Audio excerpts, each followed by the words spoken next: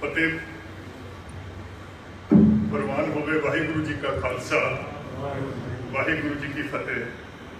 निहायत दुख की घड़ी है, निहायत गम का मुकाम है। साडे बड़े ही इज्जत माप मेरे पिता सरदार गुरदास सिंह बादल साहब कुछ दिन पहला अपने मालक ते खालक कोले चले गए। पंजाबी दे एक बड़े मशहूर सूफी शायर मियाँ मोहम्मद बख्श फरमाते ने आखे उच्चियां लम्मियां टालियां ते घड़ियां जिन्हां दियां छावां, हर शह बाजारों लभ सी ते नहीं लभदियां सरमावां। मां मरे तां पेके मुकदे, बाप मरे घर वेला, शाला वीर किसे दा ना मरे, मुक जांदा है मेला, मुक जांदा है मेला। सरदार गुरदास सिंह बादल साहब की याद दे विच 2 दिन पहला असी एक टाली का बूटा लाया सी। और जेड़े असी जिमीदारा बिरादरी के लोग हैं, साडे विच ये गल आम है कि जो कोई बहुत बड़ा बूटा होंदा है ਉਹਦੇ थले कोई छोटा पौधा जिहड़ा है वो नहीं उगदा। दास जी की बहुत वड्डी छां सीगी, पर दास जी ने अपनी उस बड़ा तनावार जिहड़ा दरखत सीगा, पर दास जी ने दर्जना उन्होंने दोस्त ऐसे सी जिन्होंने उन्होंने अपनी छां दे विच वो वड्डा कीता। और परमात्मा ने उन्होंने शख्सियत के विच एक खास पहलू रखा सी कि वो परमात्मा की जिहड़ी मखलूक है, जनता है, उहदे नाल प्यार करते सी ते नेक मशवरा दिंदे सी। मैनूं अज दुख इस गल दा है कि बहुत सारे इत्थे दास जी के दोस्त है जिहड़े अज इत्थे पहुंच नहीं सके इस वबा के कारण, इस बीमारी के कारण।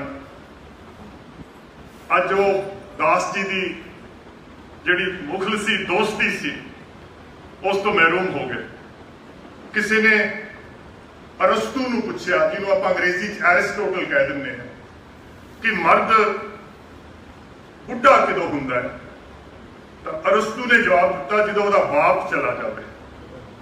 ते अज वो मनप्रीत जिहड़ा कि दुनिया का वड्डी तो वड्डी जिहड़ी चैलेंज सी वो खुशी खुशी कबूल कर लेंदा सी, क्योंकि उस मनप्रीत नूं पता सी कि मेरे पिछे मेरी मां दियां दुआवां, मेरे पिछे मेरे बाप का बेपनाह हौसला जिहड़ा है वो मेरे पिछे है। अज वही मनप्रीत अज छोटे सामने खड़ा है और अपने आप नूं कमजोर ते बुढ़ा महसूस कर रहा है। हजरत मूसा जिहड़े कि सब तो लाडले नबी सन, परमात्मा के जिहड़े पैगंबर जिन्होंने मोजिस कहते हैं अंग्रेजी यहूदी धर्म के जिहड़े बानी ने, रब नाल गल्लां करन जाया करते सी तूर पहाड़ ते एक दिन मां हजरत मूसा की मां उन्हों का इंतकाल हो गया। ते हजरत मूसा कई दिनों बाद जो तूर पहाड़ ते रब नाल गल्लां करन गए तो पैर फिसल गया ते गैब चो आवाज आई कि मूसा संभल के, मूसा होश कर, हुण तेरी मां नहीं बची जिहड़ी तेरे लिए हथ चक के दुआवां करदी है। कि रब ने मूसा नूं कहा, अज मेरी मां जिहड़ी कि मेरा रात नूं इंतजार करदी सी, 2 बजे जो मैं रात नूं घरे आउंदा तो मेरी मां ने पुछना, मनप्रीत तेरे वास्ते मैं रोटी बना दा। मेरा बाप जिहड़ा है वो अज है नहीं, हालांकि बीमार तो मेरा बाप सीगा ते अरदास ते दुआ वास्ते हथ उठते सी, वो मेरे वास्ते उठते सी। अज दोनों की ममता तो मैं महरूम हो गया। पर रब का एक वादा इंसान नाल कि मां बाप दे विच किन्ने भी गुनाह होण, रब कहता किन्ने भी गुनाहगार मां बाप होण, जे मां बाप अपनी औलाद वास्ते दुआ करते हैं तो मैं उस दुआ नूं कबूल कर लूंगा। अज ये जिहड़ा घर है मेरे माँ बाप का घर है। मेरे वास्ते ये घर किला हुंदा सी। दास जी दे अज चले जाण नाल इस किले के सारे कमरे सुन्ने पै गए। ये किला जिहड़ा मेरे वास्ते ढह गया, क्योंकि अज दुनिया ते मनप्रीत वास्ते इंतजार करने वास्ते कोई बंदा नहीं बचा। और जे किते मैनू रब मिल जे, किते रब मैनू टक्कर जे, तो मैं रब नूं कहूंगा कि रब्बा मेरी तू सारी दौलत लै ला, मेरी तू सारी शोहरत लै ला, मेरे सारे अहदे लै ला, मेरे माँ बाप मैनू 4 दिनों वास्ते मैनू मोड़ दे। और मेरे लिए घाटे का सौदा नहीं होगा, मेरे लिए नफे का सौदा होगा। और अज इत्थे मेरे चाचे बैठे हैं, मेरे ताया जी बैठे हैं, मेरे नानके बैठे हैं, साडे जवाई बैठे हैं। और मैं अज इन्हां नूं कहूंगा कि जे माजी दे विच कोई पिछे मनप्रीत की वजह नाल थोड़ी कोई दिल शिकनी हुई है, तो मैं अज आस रखदा तुसीं मैनूं अज माफ कर दो। और जो बकाया जिंदगी बची है, बकाया जिंदगी मैं थोड़ा ताबियादार रहूँगा कि मैं सारे कुनबे नूं अज मैं वादा करदा। और मैं मेरे इत्थे कुनबे दे होर भी बच्चे बैठे हैं, मैं उन्होंने भी अज मशवरा दूंगा। वो खुशनसीब जिहड़े बच्चे है मेरे कुनबे दे, जिन्हों के माँ बाप अज भी हाजिर है। ये माँ बाप जिहड़े है ये रब की इमानत हुंदे है, इन्होंने सदा नहीं रहना। जिन्ना चिर थोड़े माँ बाप जिंदा है तुसीं उन्हां दी सेवा करिया जे। और जिहड़ा दिन अज मेरे ते आया है, ये दिन अज किसी दिन थोड़े ते भी आऊगा। इस करके ये टाइम नूं तुसीं ये जाया ना जान दिया जे। माँ बाप की जिहड़ी खिदमत है ये करनी है। तो मियाँ साहब फरमाउंदे है कि आ लै यार हवाले रब दे, ते मेले 4 दिनां दे, मेले 4 दिनां दे, उस दिन ईद मुबारक होसी, जिस दिन फिर मिलांगे।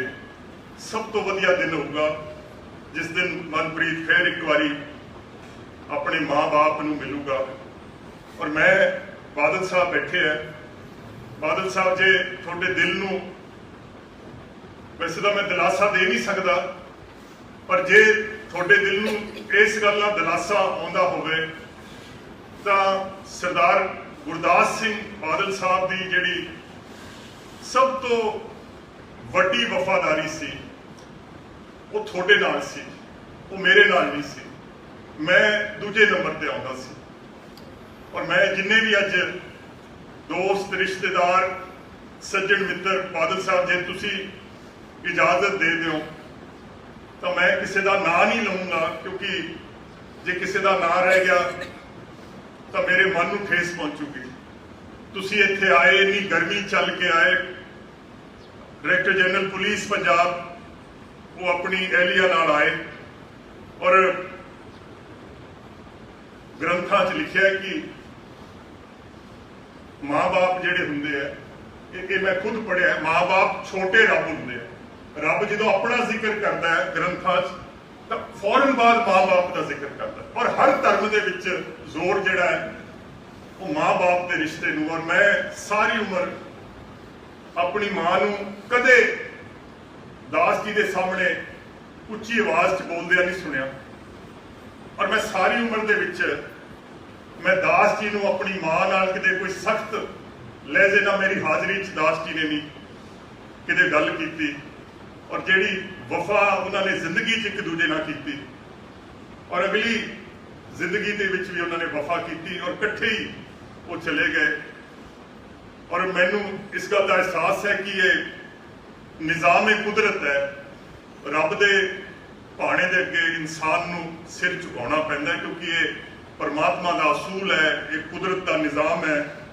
देवी देवते पीर पैगंबर ऋषि मुनि उन्होंने इस परमात्मा दे इस असूल की उलंघना नहीं की। बहरहाल मेरा अज ये धर्म है, मेरा एक फर्ज है कि जिन्हें भी दास जी के दोस्त है, जिन्ना भी दास जी के प्यार करने वाले है, मैं दास जी वर्गा तो नहीं बन सकता, पर मेरा थोड़े नाल वादा विश्वास भरोसा यकीन तसल्ली एतबार है कि मेरी हर मुमकिन कोशिश होएगी कि मैं अपने शफीक बाप दे नक्शे कदम ते चल सका। गुनाहगार इंसान है, पर गुरु महाराज अगे अज अरदास करदा है कि रब्बा जिन्ने भी अज पंजाब के लोग जिन्होंने अज दास जी की अज अंतिम घड़ी दे विच दास जी लई अरदास या दुआ वास्ते हथ खड़े है, और जिन्ने भी अज तुसी बादल पिंड, हालांकि ये बड़ी खतरनाक बड़ी भयानक बीमारी है और बड़े बड़े मुल्क जिहड़े है बेवस है इसके सामने, पर बहरहाल तुसी फिर भी घरे चल के आ गए। मैं गुरु महाराज अगे अरदास करदा कि गुरु महाराज आप सब नूं खुश रखे, रब तुहाडियां औलादां नूं खुश रखे, रब तुहाडे भरावां नूं खुश रखे, रब तुहाडियां भैणां नूं खुश रखे, रब तुहाडे माँ बाप नूं खुश रखे, रब हिंदुस्तान की हिफाजत करे, ते रब तुहानूं ते मैनूं इस धरती माँ की सेवा करने की बुद्धि देवे। और मैं बादल साहब नूं दरखास्त की सी कि तुसी क्योंकि इस खानदान के सरबराह हो, तुसी खानदान की रहनुमाई फरमाओ। पर आपने ये क्या कि मेरा मन भरिया हुआ है, मैं माइक दे के नहीं खड़ा हो सकता। और ये ठीक है कि जिस तरह मियाँ मोहम्मद बख्श ने कहा कि जिन्हों के वीर विछड़ जाते हैं, फिर ऐ लगता है जिवें मेले मुक गए। सो मैं आप सब का इत्थे पहुंचने ते मैं बहुत बहुत रस्मी तौर पर नहीं दिली तौर पर मैं थोड़ा शुक्रिया अदा करदा है। थोड़े आउण नाल साडे जख्मां ते मलम लगी है और मेरे मन च एक बहुत बड़ा वहम है, और इस वहम नूं तुसीं नज़रअंदाज ना करिया जे कि लंगर जिन्ना भी कोई दाल रोटी है, जिन्नी क मेरे च बसात, जिन्नी क मेरी हैसियत ते औकात है, लंगर का एहतमाम किया गया है, जिन्नी क मेरी हैसियत ते औकात है, मैं अपने माँ बाप की खिदमत ते सेवा करने की कोशिश की। हालांकि मैनू इस गल का भी एहसास है कि मैं भावें किन्नी भी उन्होंने सेवा की, मैं उन्होंने हक जिहड़ा है वो अदा नहीं कर पाया। तो मेरा ये वहम है कि जे तुसी रोटी खा जाओगे तो यदा पुण्य जिहड़ा है ये मेरे माँ बाप नूं लग जाएगा। और हाजरीन, एक मेरा छोटा जिहा एक फर्ज होर रह गया, वो फर्ज है कि दास जी जो बीमार होए तो हस्पताल दे विच उत्थे doctor Kalra, doctor Kaushik, doctor Batra, paramedical का स्टाफ, छोटिया छोटिया बच्चियां सन, बेटी गुरप्रीत ते बेटी प्रभजोत, उन्होंने दास जी की इन्नी सेवा की कि मैनू लगता है धी पुत भी उन्होंने सेवा उस तरह नहीं कर सकता जिन्नी कि उस मैडिकल ते पैरामैडिकल स्टाफ ने की।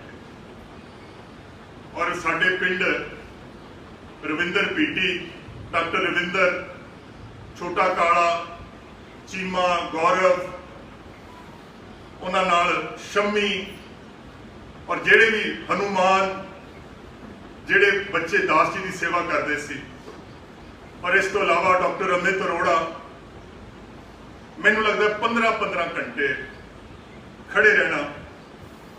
और जे मैं किसी का नाम भुल गया जिन्होंने दास जी की सेवा की है तो मैं उस गल की माजरत चाहना। रब इन्हों भी सारिਆਂ ਨੂੰ बरकत च रखे, खुश रखे। एक बारी फिर थोड़ा सारिਆਂ ਦਾ साडे घर च आउण च थोड़ा मैं धन्नवाद ते शुक्रिया करदा। वाहिगुरू जी का खालसा, वाहिगुरू जी की फतेह।